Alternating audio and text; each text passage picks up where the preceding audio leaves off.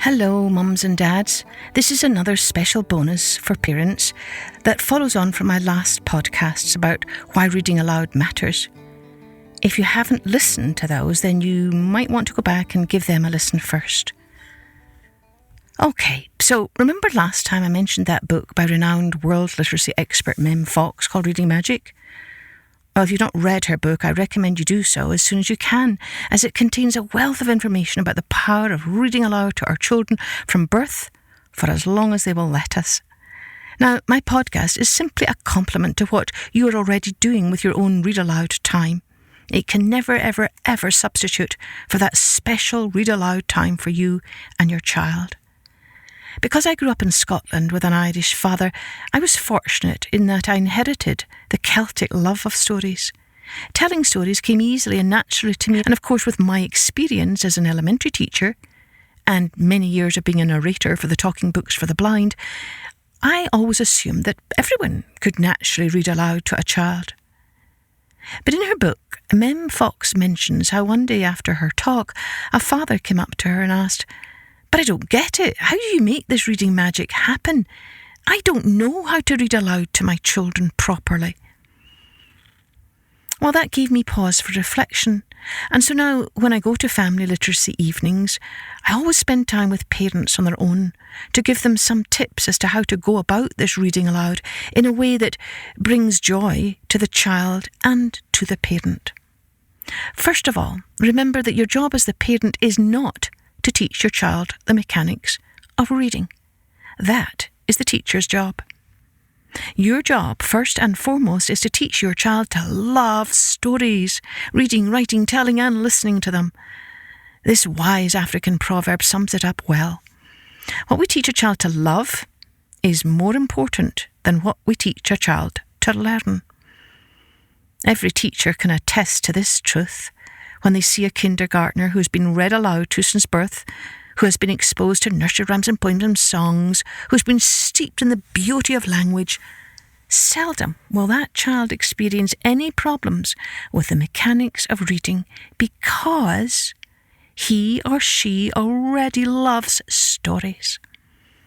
Choose stories you're going to read aloud to with your child with great care. Try only to read them stories that you love, because stories touch your heart. You may know that the Hebrew word for spirit, ruha, also means breath. So when you read aloud, you're breathing your heart and spirit into every single word. You're sharing your heart with your little one. So the more you love the stories you read aloud, the more your little ones will too. If you can, try and collect a special stash of picture books. You can get them at garage sales, or you buy used ones online, or just check them out from your local library, and then keep these certain books for very special occasions. Maybe these are the books for when grandma is coming to visit, and you make a big deal about going to this special spot where you keep this special treasure trove of books, and then you very carefully bring the books down and handle them with great care, and we take them over to this sacred little spot for them to be read to by grandma. Or maybe you keep a special stash for certain holidays, or for certain days of the week, or times of the day, or when we're really feeling very sad or mad. The important thing is to create a sense of awe and wonder, excitement about the opportunity to share these very special stories. And remember, you don't need to read the story word for word every single time. You can use this as an opportunity to talk about the pictures. You can play games. Can you see the letter S? How many times do you see that letter? Make it fun and jolly and shout out loud and laugh and point and tickle one another every time you find that letter or the word. Always share what you love about the story with your child. Invite her or him to express what it is she loves about the story. Try and relate stories and what a character experiences or says to something that is happening in real life. For example, Mem Fox mentions in her book that when her child was caught in the pantry rifling for a snack, she simply quoted Winnie the Pooh. "One needs a little sustenance." You should be aiming to read 3 books a day, 1 favourite, 1 familiar and 1 new, or you can do all 3 familiar in one day. Fun is of the essence. It should never, ever, ever, ever be a chore. Once a child is familiar with a book, you can let them read aloud to you. Memorise poems or maybe favourite chunks of a story and recite them to one another in the car or while doing chores. Consider starting a little book club. Whenever you meet, one mum or one dad reads aloud their favourite story to the group, and then they share why they love the story and maybe offer some kind of related activity. It could be as simple as drawing a picture of one of the characters, or having a recipe for some of the food mentioned, or dressing up as one of the characters, or just simply discussing the story's theme and asking open-ended questions as much as possible, such as, well, what was your favourite part of the story? Did it remind you of any other stories?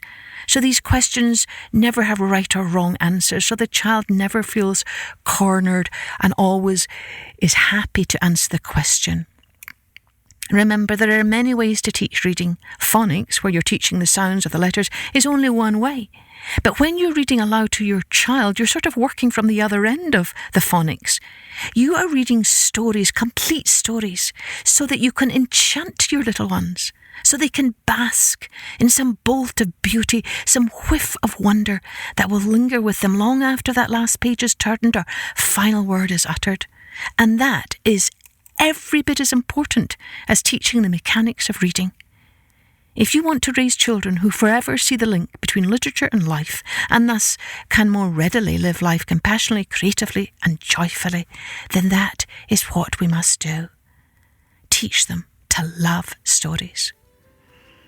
Well, I hope some of those insights affirm and inspire your parenting journey. Thank you for allowing me to be a part of that journey by sharing my love of stories with you and your little ones. Don't forget, you can follow me on Instagram at Journey with Story for even more daily inspiration and fun quotes from your favourite stories. You can also send me pictures your child has drawn, request a birthday shout out for your child, or request a special kind of story that maybe tickles your little one's fancy. Cheerio then, until our next episode of Journey with Story.